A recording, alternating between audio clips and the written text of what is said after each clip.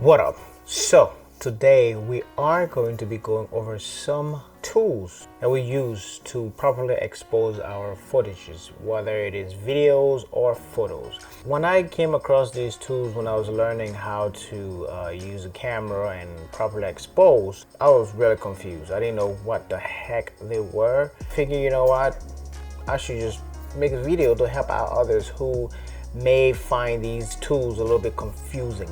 Now, I'm sure for the pro videographers and photographers out there, you're probably not going to really need this video, but you never know. Stick around, you might learn something. I don't know. So anyways, these tools will either help you get a clean and clear image, or it will help you focus, or it'll help you protect your highlights and shadows. So if you can utilize these tools to your best knowledge possible, it can come in handy when it comes to exposing your footage or getting proper images out of your camera. Some of the common tools that we're going to go over today, they are normally found in our camera, or some of them are found in like external monitors, and most of these monitors are usually really expensive. But just in case you come across these and you have no idea what they are, your histogram is going to be found in most of your cameras and stuff like that. In almost any camera these days should have a histogram at least. Another one that is found in almost every Sony camera nowadays, which is focus peaking. Focus peaking is very helpful, especially if you're using a lens that is a manual lens and you cannot use autofocus. Focus peaking is very helpful and it's very useful.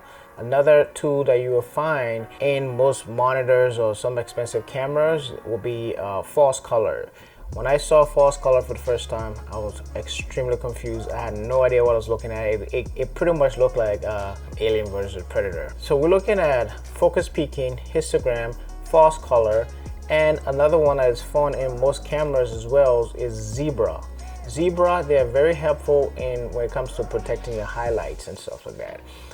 It will show you what's blown out in the highlights, so you can properly expose for that. Okay, there's another tool called clipping.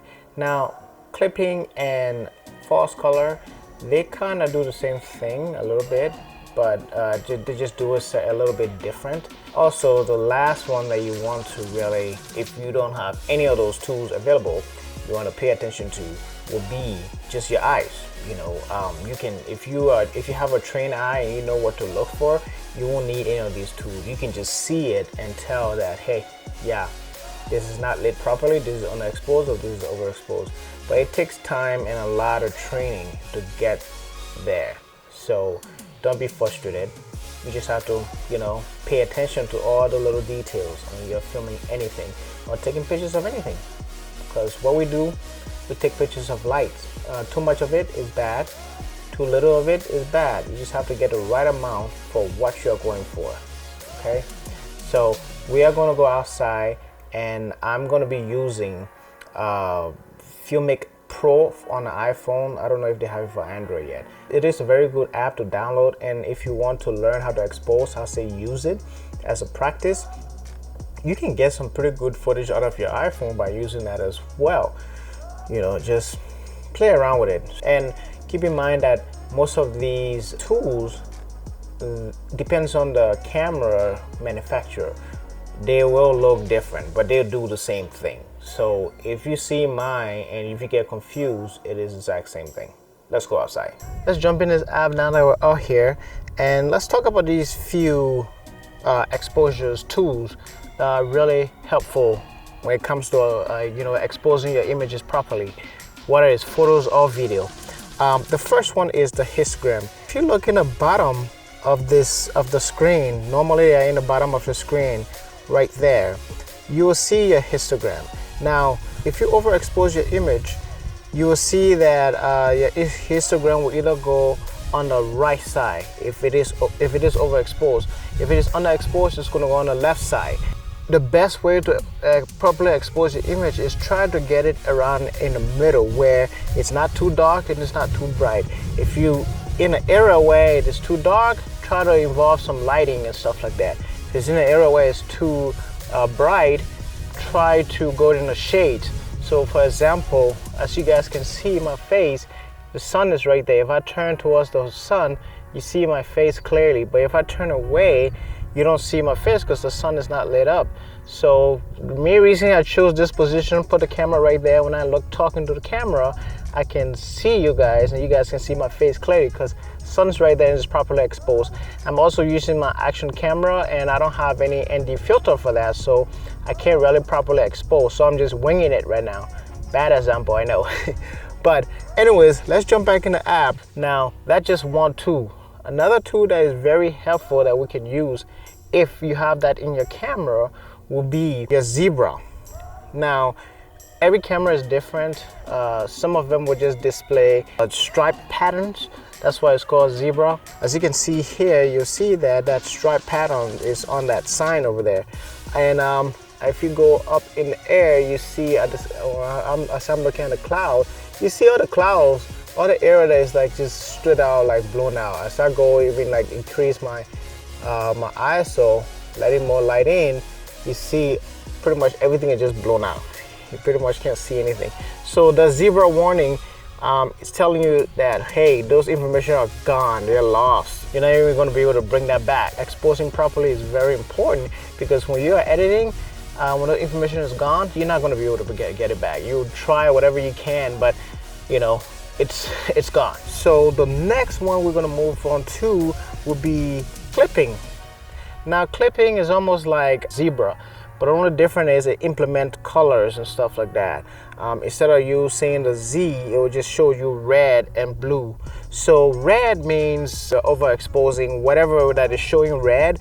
If you see on the sign over there, some of the sign is showing red. That means that's overexposed. As I increase my aperture, you'll see those red right there. That means those information, you won't see any detail on anything that you're looking at right now.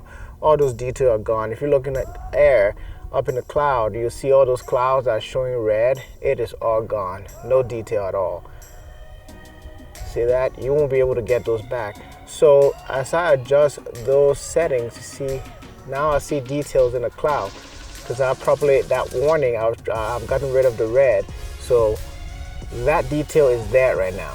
Without that clipping warning, you won't even be able to tell. Sometimes, I mean, yes, your eyes is pretty accurate, but with these little tools, man, like it really helps just to tell you and show you like, hey, you're losing information over there and stuff like that. Also, as it gets blue, when it gets darker, you'll see that the screen will get blue. You see all those blue spots? That means those are all detail that are gone. So I have to properly expose to get those details back like that. Okay, we're going to be moving on to the next topic, which is false color. Now this implements 3 different colors, so green, blue, and red. So false color, the blue means you are clipping your shadows and losing details there. The red means you are clipping your highlights and you are losing details. And the green means that you're good to go, which means all the areas that you're seeing green, that means it is good and it's exposed properly. So you want to try to use this tool to get enough green into what you are seeing as much as possible to be able to have your footage properly exposed. So if I move this up and down, you see that there's a lot of red, and if I move it down, you see that there's a lot of blue.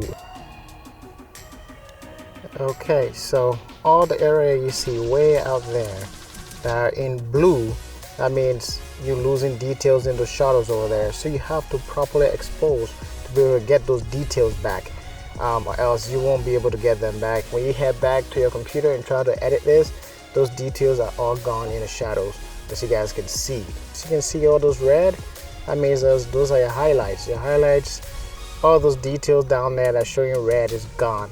Now what you are seeing in everything that is green is good and is properly exposed. That's how you read these different tools that you have in your camera they have disposed to you. They have, if you were to get like an expensive monitor or something like that, you'll have these tools in there and you'll know how to use them. So again, watch out for, if you're using false colors, watch out for these. The blue means you are blowing out your shadows, losing details there. Your reds, you are blowing out the highlights, you're losing details. The green, you're good. So you want to maintain a lot of green into your footage on the screen as much as possible to be exposed properly. That's how you use false color. Now the last one we're going to be talking about is focus peaking. Focus peaking, if you can look back there, you'll see like for Sony cameras, they have three options: white, yellow, and red. I usually have red in mind to see where I'm focused. So within this app, they have like different colors. Everything that you're seeing, green and blue around it, those green and blue things, they're all in focus. So you're getting good focus there. That's how focus peaking helps. If you were to turn that off and record, you don't see anything.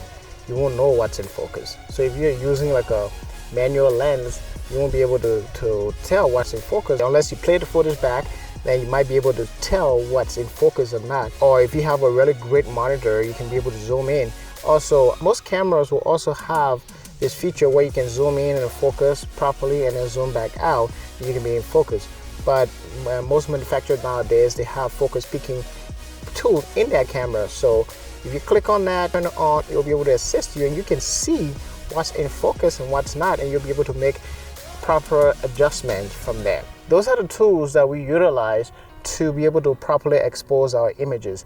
And if this video helped you out at all, rate, comment, subscribe, follow me, and I will see you guys in the next one next week. All right, deuces.